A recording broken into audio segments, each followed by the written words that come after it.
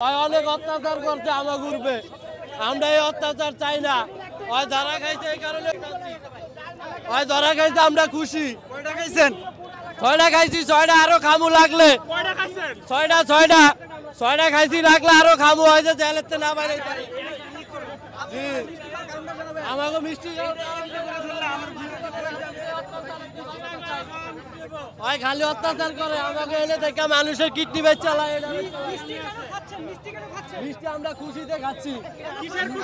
Milton Samajdar ধরা খাওয়া গেছে, সুর বেশি দিন বাচ্চা থাকে না, এই দেশে ধরা খাই।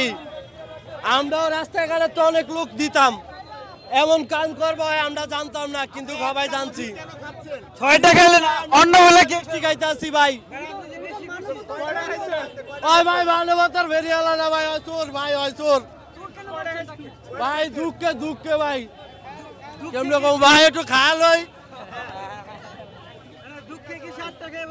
ভাই। কি করতাম ভাই কন, আমরা সবাই আগে অনুদান করতাম এই জায়গায়, সবাই জানতাম মিল্টন একজন মানবতার ফেরিওয়ালা, কিন্তু সবাই জানি মিল্টন অন্য লোক।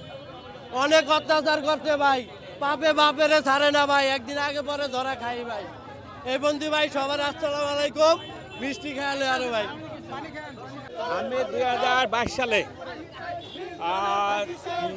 9 জানুয়ারি একটা মহিলাকে আমি রাস্তায় পেয়ে ওইখানে ভর্তি করাইছিলাম, ঠিক আছে।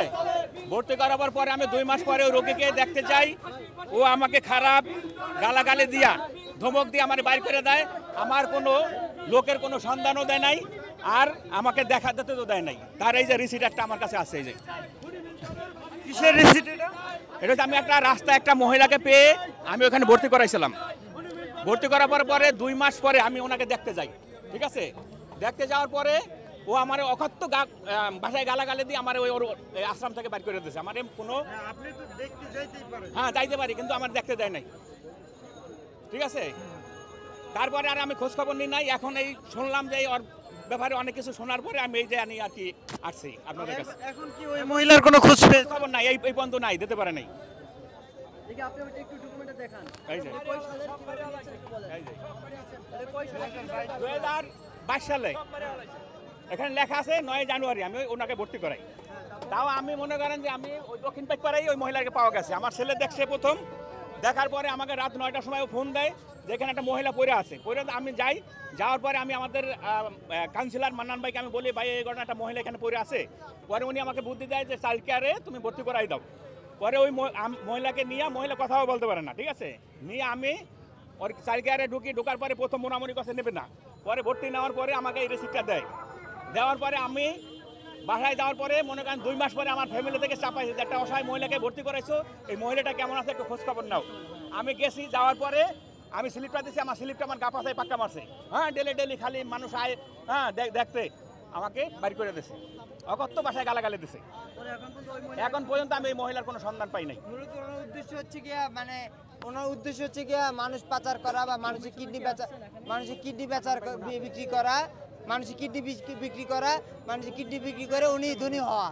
উনি ছিল বরিশালে, আমরা মিডিয়ার মাধ্যমে জানতে পাই যে উনি বরিশালে একজন ছেলে। ওনার বাবা নাকি ওনাকে বাবাকে মারার পর উনি চলে আসছে, গ্রাম থেকে তারা দেওয়া হয়েছে। তো উনি কিভাবে মানবতার ফেরিওয়ালা হয়? উনি যদি বাবার গায়ে হাত দিতে পারে, তো তাহলে অন্য মানুষকে কিভাবে সেবা করবে সে?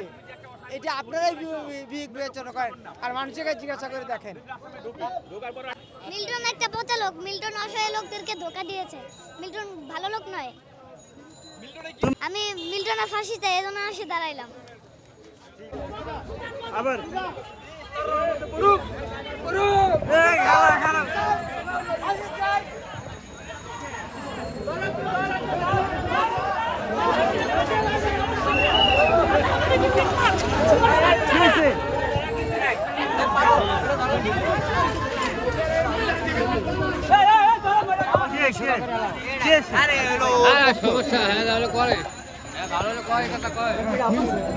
ব্যবহার করে তাদের কিডনি পাচার করে সে বড়লোক হয়েছে। আমরা চাই না একটা মানুষ এইভাবে মানুষ সমাজের উন্নতি করার বদলে, উন্নতি করার মুখোশে আড়ালে সে মানুষে আরো ধোঁকা দিয়েছে। না, তাকে মানবতার ফেরিওয়ালা সে সমাজের চোখে দেখিয়েছে, কিন্তু সে মানবতার ফেরিওয়ালা নয়। সে মানুষ ভালো মানুষের মুখোশ পরে সমাজকে কলঙ্কিত করেছে। আমরা চাই এর দৃষ্টান্তমূলক শাস্তি হোক, দৃষ্টান্তমূলক শাস্তি, আমরা তার ফাঁসি চাই।